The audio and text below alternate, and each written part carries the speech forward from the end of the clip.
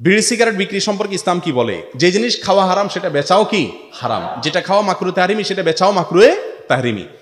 যেহেতু বিড়ি খাওয়া জায়েজ নাই, ধূমপান করা জায়েজ নাই, এটা স্বাস্থ্যের জন্য ক্ষতিকর, এটা আস্তে আস্তে মানুষকে মাদকের দিকে নিয়ে যায়, ধ্বংস করে দেয় নিজের শরীরকে, অতএব এটার বেচা কিনাও জায়েজ নাই। এখন মুশকিল হলো দোকানদার এটা না বেচা কি করবে?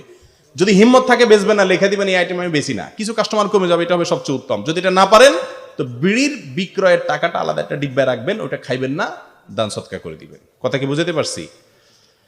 রোজার প্রস্তুতি সম্পর্কে কিছু বলুন। রোজার প্রস্তুতি হলো ভাই, ছোলা, চিনি, বেগুন, বেসম, সরিষা, সয়াবিন তেলের দাম অলরেডি বেড়ে গেছে, এগুলো বেশি করে থুয়ে দিবেন। কারণ রোজা রাখেন আর না রাখেন, বেগুনি না খায় কি ইমান নষ্ট করবেন নাকি?